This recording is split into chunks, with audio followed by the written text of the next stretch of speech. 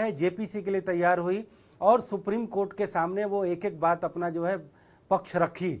और जब supreme court का जब एक्टिविज्म जब खुलकर सामने आया तो सरकार ने उन सारे जो जीरो लॉस की बात कपिल सिब्बल कह रहे थे उनको निरस्त करके आज उसको मिनिमम बेस प्राइस 14,000 करोड़ रुपया तय किया। तो अगर सरकार की नीयत अगर कोल गेट पर या वो जीएमआर के एयरपोर्ट पर और या जो कोल का जो आवंटन रिलायंस को जो कर दिया गया, रिलायंस पावर को, अगर इस पर सचमुच में अगर सरकार की नीयत पाक साफ है तो उसको वो निरस्त करे। आज सरकार प्रधानमंत्री मनमोहन सिंह का जो बयान आया है वो बड़ा निराशावादी बयान है। उन्होंने ये कहा है कि ये बिल्कुल जारी रहेंगे कोल ब्लॉक आवंटन। जब अगर वो कह रहे हैं कि उस कोल में अभी तक खुदाई नहीं हुई तब तो निरस्त करना और आसान है। और जिन्होंने खुदाई की है उसका वो एस्टिमेशन कर ले कि कितना उसका यूज हुआ है और फिर से उसको नई प्रक्रिया में डाला जाए। सब लोग चाहते हैं कि देश में ज़्यादा से ज़्यादा बिजली का उत्पादन हो।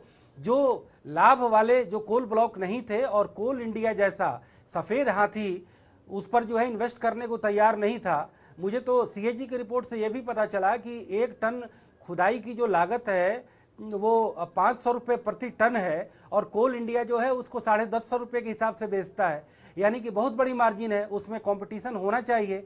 तो आप इस तरीके का एक कोई कॉम्पिटिटिव पॉलिसी गाइडलाइन बनाते कि कोल ब्लॉक में ज़्यादा से ज़्यादा लोगों का इन्वेस्टमेंट आता और सरकार को ज़्यादा से ज़्यादा राजस्व होता और देश में ऊर्जा सुरक्षा को भी बढ़ावा मिलता।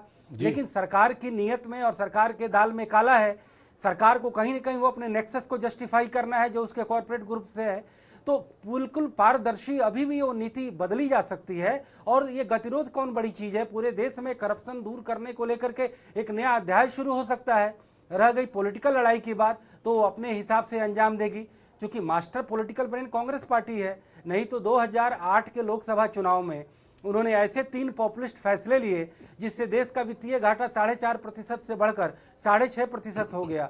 किसानों की कर्ज माफी, नरेगा योजना और छठे वेतन आयोग को लागू करना, और आज मुद्रास्फीति की आग में सारा देश झुलस रहा है।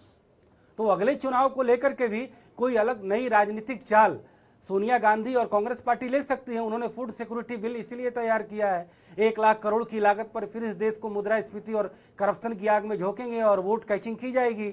लेकिन जब भ्रष्टाचार दूर करने की बात है तो बिल्कुल स्वच्छ मन हम इस पे चर्चा करेंगे। मनोज जी, सरकार को ये चीजें निरस्त कर देनी चाहिए और गतिरोध व खुद समाप्त हो जाएगा। जी, हम इस पे चर्चा करेंगे और हम आपके पास भी लौट के आएंगे सुब्रकमल दत्ता जी। लेकिन अग्निमा से एक क्विक कमेंट हम ले रहे हैं कि 2014 में जिस चुनाव की बात की जा रही है कि चुनाव होगा या चुनाव उसके पहले भी हो सकता है, उसमें कितना फायदा मिल सकता है विपक्षी पार्टियों को इसका, यानी कोयला आवंटन का?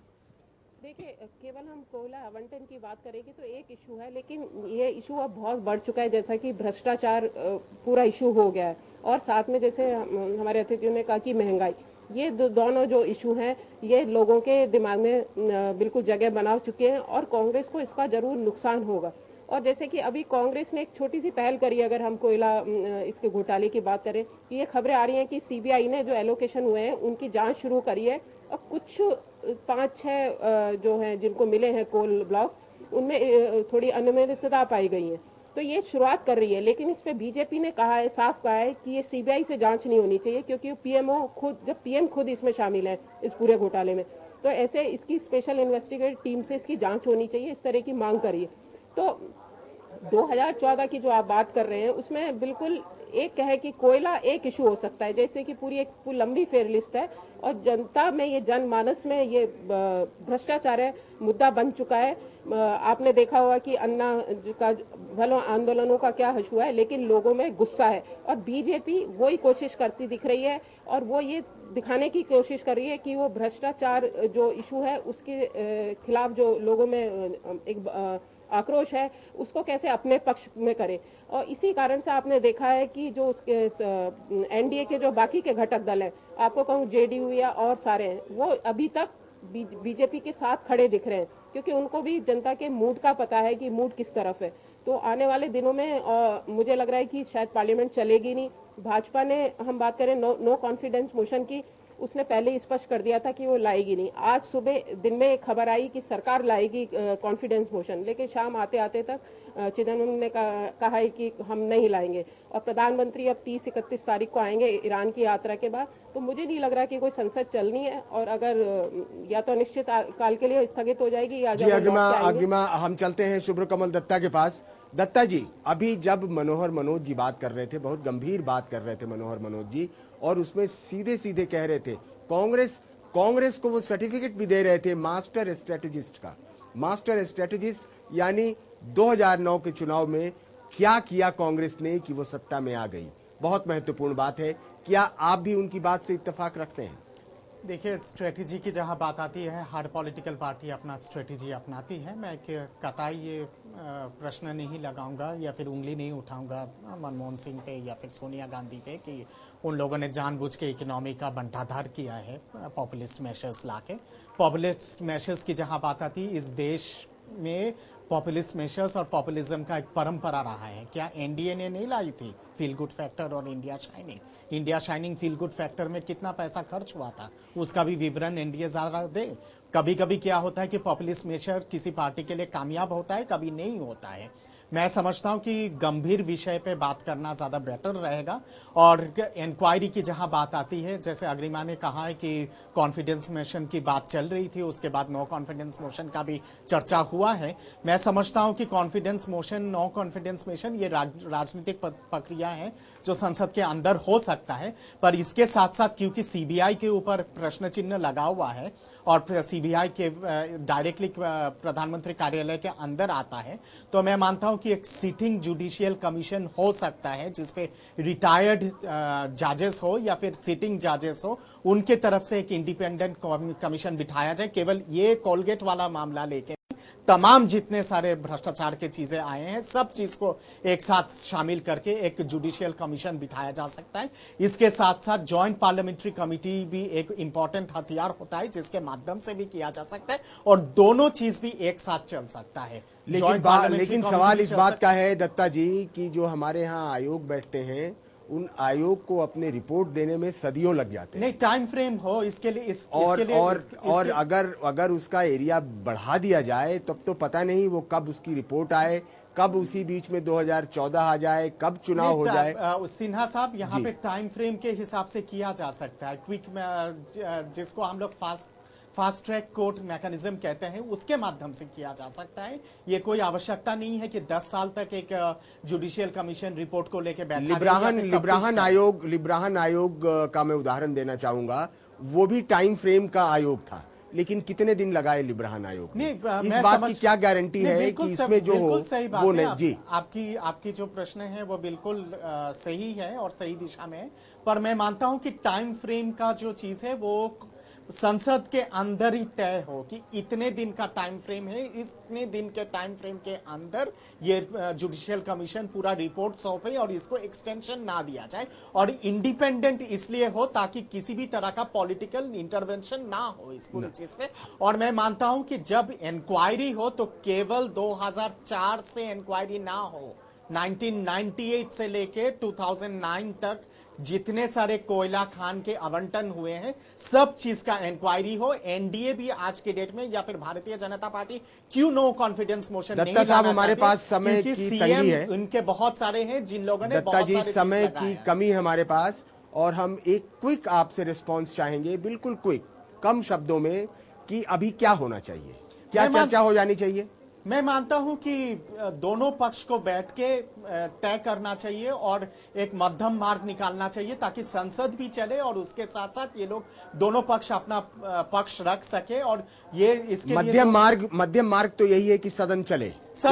बहुत इंपॉर्टेंट है सदन चलना। सदन अगर नहीं चलती है तो आप सहमत हैं कि सदन चले? सदन चलना चाहिए।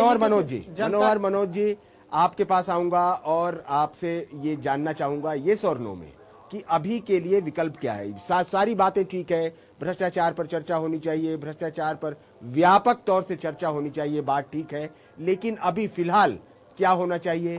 क्या जैसे चल रहा है वैसे ही चलते रहे? मुझे लगता है और जी मुझे लगता है कि जो 2G के प्रकरण में जो गतिरोध लंबा चला था उसकी पुनरावृत्ति होने जा रही है। लेकिन हो सकता है कि सत्तारूढ़ दल के जो पॉलिटिकल मैनेजर हैं वो पिछली गलतियों और अनुभवों से सीखते हुए कुछ वो नया स्ट्रेटजी, नया फंडा बनाएं और विपक्षी पार्टी को किसी न किसी तरीके से ट्रैप करें, जिससे कि अब ये बात सही है कि चुनाव तो अभी 1.5 साल बाकी है जी, और इसके जरिए एक कहीं ना कहीं जो है बीजेपी वो एक पब्लिक ओपिनियन बनाने का काम कर रही है जी। तो ये एक तरह से गतिरोध टूटेगा, लेकिन मुझे लगता है थोड़ा वक्त लगेगा और हो सकता है ये जो सेशन है, मौजूदा सेशन जो मानसून सेशन है, हो सकता है वो इसकी बलि भी ले ले। लेकिन आने वाले दिनों में क्योंकि कांग्रेस पार्टी ने अपने नंबर्स गेम को बिल्कुल इंटैक्ट रखा है जी। तो हालांकि ममता बनर्जी ने कहा है कि ये सरकार 2014 तक चले, इसकी गारंटी नहीं है, लेकिन मुझे नहीं लगता है कि इमीडिएट फ्यूचर में कोई इस तरीके की स्थिति आने वाली है मध्यावधि चुनाव की या प्री मैच्योर चुनाव की।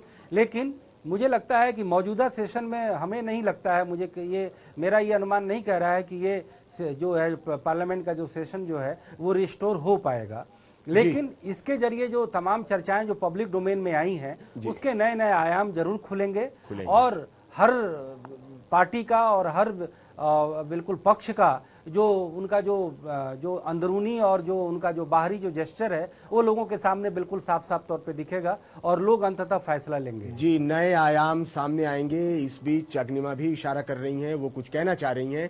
अग्निमा के पास हम लौटेंगे, लेकिन जल्दी से देख लेते हैं कि अब विभिन्न राजनीतिक पार्टियों की क्या प्रतिक्रिया है इस पर। प्रधानमंत्री जी का बयान हुआ है वो संविधान पे और एक संवैधानिक संस्था के ऊपर प्रहार था। यूपीए का एक प्रयास रहा है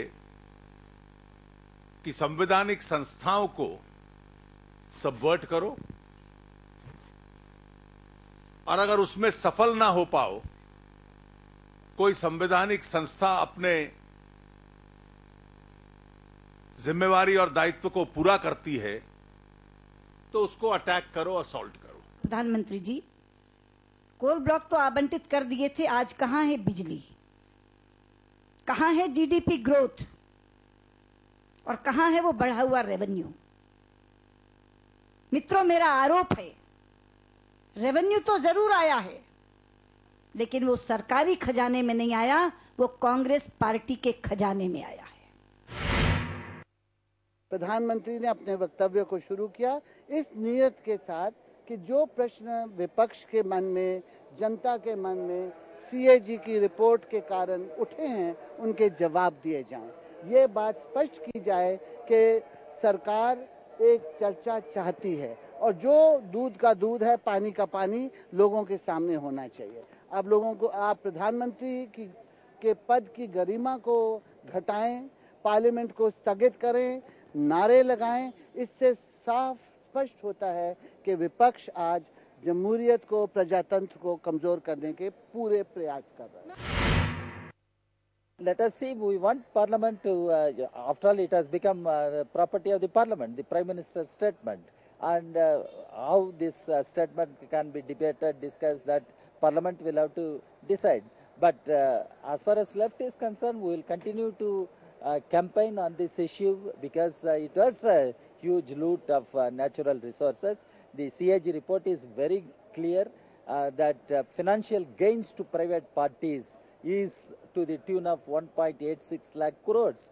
Even in case of 2G, the CAG report talked about presumptive loss, but on coal allocations, CAG report is categorical. It is financial gain to private parties. Bharatiya Janata party नई संसदीय परंपराएं कायम करना चाह रही है कि लोक लेखा समिति में जाने से पहले वो संसद के उस पर बहस चाहती है और जब सरकार मान जाती है कि आइए आप बहस कीजिए, हम दूध का दूध और पानी का पानी जनता के सामने करना चाहते हैं। कोयला आवंटन की जो असलियत है, राज्य सरकारों का उसमें क्या रोल रहा, स्क्रीनिंग कमेटी क्या अलॉटमेंट कमेटी है, ये जो सारी बातें हैं जब हम जनता के सामने रखना चाहते हैं तो भारतीय जनता पार्टी दौड़ती हुई दिखाई पड़ती है और इसीलिए इन्होंने संसद को एक मोबोक्रेसी बना दिया है। संसद में अंदर आके नारे लगाना, रोज संसद के कामकाज को ठप करना, इसके परिणाम भारत के लोकतंत्र के लिए अच्छे नहीं होंगे। उसको ऑर्डर में लाओ। आपकी जिम्मेदारी यही नहीं है कि आप खड़े होकर कोई बयान दे दो, हंगामे के अंदर पेपर ले कर लो। आपकी जिम्मेदारी ये है कि अगर आप डेमोक्रेसी के मुखिया बने हो, आप डेमोक्रेसी चलाना जानते हो, तो ऐसे हालात क्यों पैदा करते हो कि अपोजिशन को आप नारे लगाना पड़े। तो मनीष तिवारी जी कह रहे हैं मोबोक्रेसी बना दिया है। शायद मनीष तिवारी उस बात को भूल रहे हैं कि भारतीय जनता पार्टी की सरकार के समय, ताबूत घोटाले के समय, इसी तरीके से गतिरोध भारतीय जनता पार्टी ने भी पैदा किया था और इसी तरीके से बाइकआउट भी हो रहा था। अग्निमा कुछ कहना चाह रही हैं, चलते हैं क्विकली। अग्निमा, 1 मिनट का समय है, जल्दी बोलिए। उदय जी, मनीष तिवारी भले ही कितने आक्रामक रुख अपनाए और सोनिया गांधी कितना ही अपने सदस्यों से कहें कि वो पूरी बचाव की मुद्रा में ना दिखते हुए आक्रामक रुख अपनाए, लेकिन आपको मैं बता दूं कि राहुल गांधी के कहने पे जयराम रमेश ने एक रिपोर्ट तैयार करी है। उसमें ये कहा गया है कि जल्दी चुनाव कराए जाने चाहिए 2013 में। कहते हैं 2014 तक अगर हम गए तो कांग्रेस कहीं नहीं बचेगी। तो ये अंदर की उनकी चिंता है। और एक भ्रष्टाचार के साथ ही जुड़ी चिंता उनकी राहुल गांधी की है कि उनकी ताजपोशी करनी है। ऐसे में अगर इस सरकार के जो भ्रष्टाचार की और कहें विफलताओं की जो पोटली वो उनके कंधों पे पड़ेगी राहुल गांधी के, तो वो चिंता है। तो ऐसे में भले आक्रामक रुख अभी कांग्रेस अपना रही है, लेकिन कहीं ना कहीं अंदर खाने उसकी चिंता ये रिपोर्ट दर्शाती है जयराम रमेश की। जी, ये जयराम रमेश की रिपोर्ट अंदर खाने कांग्रेस को कहीं से चिंतित जरूर करती है। अग्निमा, आप हमारे साथ जुड़े, आपका बहुत बहुत धन्यवाद। हमारे दूसरे अतिथिगण मनोहर मनोज जी, आप आए और आपने बहुत सही दिशा दी डिस्कशन को। सुब्रकमल दत्ता जी, आपने बहुत सही दिशा दिया कि ये इस पूरे डिस्कशन को वैल्यूएबल बनाया। आप दोनों का बहुत बहुत धन्यवाद। तो फिलहाल न्यूज लाइन में इतना ही, लेकिन जाने से पहले हम आपको छोड़े जा रहे हैं एक कविता के साथ जो आज की सियासी हालात पर तल्ख टिप्पणी करती है। इसे लिखा है अभिरंजन ने।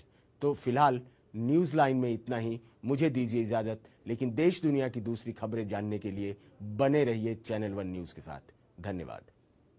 नेता बनने का मुझे चढ़ रहा है शौक, कारण संसद भवन में मैं भी सकता भौंक। कुर्सी से जाऊं चिपक ऐसे जैसे गोंद, मुझको भारत देश से प्यारी अपनी तौंद। चीनी, चारा, यूरिया सब खा लूंगा यार, चाहे कोई पद मिले मुझे सब स्वीकार।